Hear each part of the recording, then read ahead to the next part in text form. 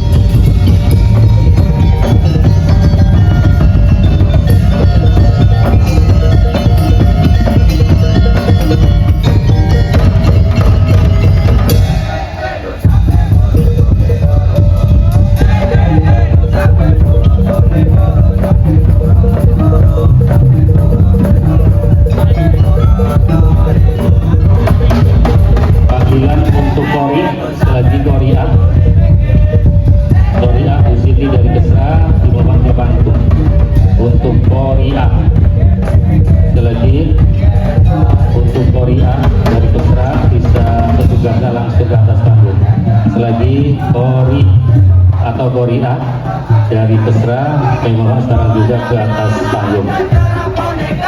Bu Siti atau Mas Kumaiti, monggo yang bertugas menjadi Korea atau Kori pada malam sore ini